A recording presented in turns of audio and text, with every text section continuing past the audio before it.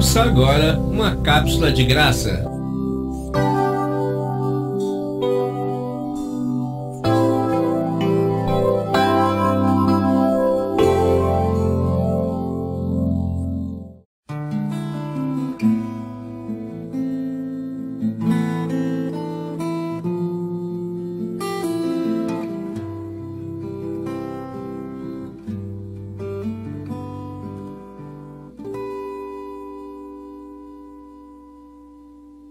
O espírito do mundo versus o espírito de Deus.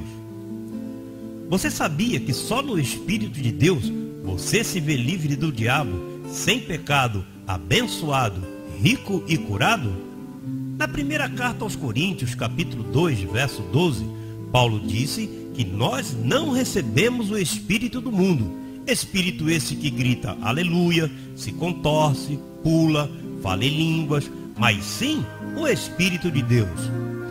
Recebemos esse Espírito de Deus, nós que abandonamos os rudimentos da doutrina de Cristo e saímos do engano da apostasia. Além disso diz, para que saibamos o que Deus nos concedeu. Isso significa que você deve conhecer sua herança, já que esses dois Espíritos são dois ensinamentos.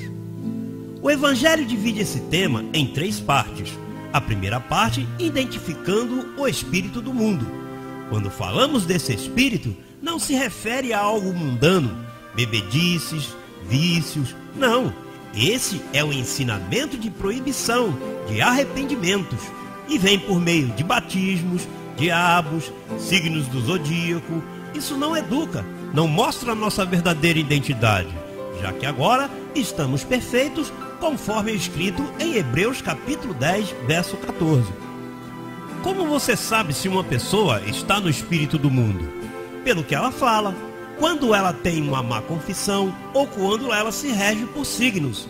O espírito do mundo e o espírito de Deus são 2 espíritos, são 2 maneiras de ver as coisas. Paulo disse em 2ª carta aos Coríntios capítulo 11, verso 4, agora somos do outro Jesus, daquele que ressuscitou, não do judeu. Por isso, em Romanos 7,4, ele apresenta aquele que morreu e aquele que ressuscitou. São 2 evangelhos, Gálatas 2, verso 7. Mesmo sendo grandes apóstolos, aqueles que seguiam a Jesus de Nazaré, eles tinham outro espírito. Veja o que está escrito na 2ª carta aos Coríntios, capítulo 11, verso 5. Identificando o Espírito de Deus. É uma doutrina.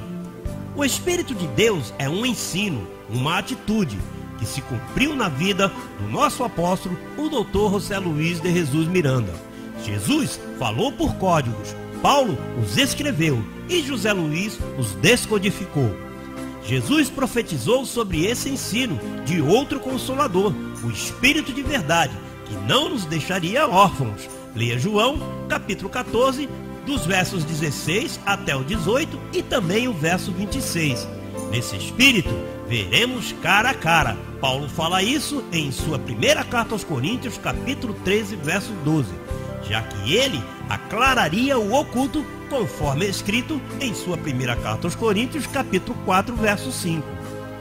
O terceiro item fala, se identificamos o espírito do mundo e depois identificamos o espírito de Deus, o terceiro ponto então diz, como saber em que espírito estamos?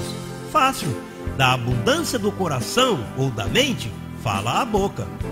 No espírito do mundo se vê enfermos, vem diabo, procuram milagres, isso tudo é um poder enganoso. Isso está descrito na 2ª carta de Paulo aos Tessalonicenses, capítulo 2, verso 11.